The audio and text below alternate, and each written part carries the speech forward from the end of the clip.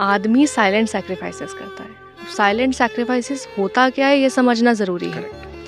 अगर मैं लड़की हूँ ना, मैं गिनवाऊंगी, मैंने आज तुम्हारे लिए देखो इतना मेहनत किया, सुबह 5 बजे उठी, तुम्हारे लिए खाना बनाया, सबके लिए इतना मेहनत किया, झाड़ू किया, पोछा किया, मैं बाहर शॉपिंग करने के लिए चली गई, या फिर जो भी छोटी मोटी चीज़ें हैं मैं गिनवाऊंगी। आदमी कभी बोलेगा कि अपनी जॉब जाने के लिए मैं सुबह 5 बजे उठा, मैंने ट्रेन में धक्के खाए, मैं मेट्रो की लाइन में या बस की लाइन में खड़ा रहा, या फिर मेरे को सीट भी नहीं मिली, मैं ऑफिस गया तो मेरे को बॉस ने इतना टॉर्चर किया, इतना काम का प्रेशर था कि मैंने खाना भी नहीं खाया, मैं शाम को वापस आया तो बच्चों के लिए कपड़े लेके आने थे, जिम में पैसा नहीं था, बच्चों के लिए सामान लेके आना था, किताब लेके आनी थी, जिम में पैसा नहीं था, मैंने दोस्त से उधार मांगे, मैं घर पे आया तो तुमने लड़ना शुरू कर दिया, मेरा रात को खाने का मन नहीं करा और मेरी पूरी बॉडी दुख रही है और मैं सो गया। क्या कभी आदमी के मुंह से आपने ये कहानी सुनी है? मैं भी शादीशुदा हूँ। नहीं।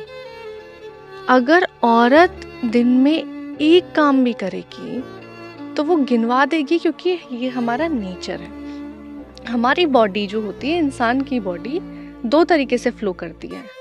औरतों की जो बॉडी होती है वो अपवर्ड फ्लो करती है ज़बान से, ठीक है, ये साइंटिफिकली प्रूवन है कि हम बोलती ज़्यादा हैं। बोलना इन द सेंस कि चाहे वो किसी भी तौर पे हो, मैंने ये करा, मैं ये कर दूँ, मैं ये ला दूँ, तुम्हें ये चाहिए, तुमको वो कर दूँ, ये हम पूछेंगी, हम सवाल पूछेंगी। हमारा प्यार बोलने में निकलता है, हमारा गुस्सा बोलने में निकलता है।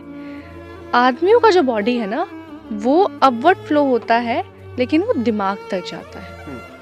आदमी करके बोलता है कि मैंने बिल भर दिया है, मैं ये सामान ले आया हूँ, मैं खाना ले आया हूँ, वो करने के बाद बोलता है। औरतें बोल के करती हैं। करेक्ट, ठीक है, तो ये बहुत छोटा सा डिफरेंस है कि करके जताने में और जताकर करने में। तो ये बात आज आपने फैक्ट कर दिया कि भैया आदमी हो तो चुप रहो, सुनो। तुम आदमी मर्द बना सुनने के लिए और औरतें बनी है मुझे लगता है सुनाने के लिए। सुनाने, वो उनका नेचर है। फिर मैं ये कहती हूँ कि चलो ठीक है, अगर मैंने ये बात कह दी कि आदमी जो है वो जताता नहीं है, तो फिर इस बात में किसी को मिर्च नहीं लगनी चाहिए।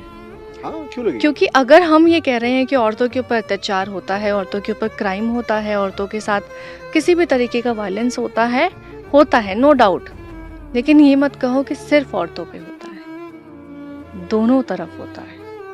परेशान वो भी होते हैं, काम वो भी करते हैं, मेहनत वो भी करते हैं। और आप एक एग्जाम्पल ले लेना, अगर 10 घरों में कोई आदमी काम कर रहा है, उसमें से सिर्फ 2 या 1 आदमी ऐसा निकलेगा जिसकी ज़िंदगी में ऐसी प्रॉब्लम्स चल रही होंगी कि वो वायलेंट है, वो एग्रेसिव नेचर का है। 8 आदमी तो मेहनत कर रहे हैं ना। औरतें एक पल में, मैं औरतें बार बार इसलिए कहती हूँ क्योंकि मैं उसी समाज से आती हूँ और मैंने ये चीज़ देखी है अपनी ज़िंदगी में। मैं बहुत क्लोजली ऑब्जर्व करके ये बात बोल रही हूँ।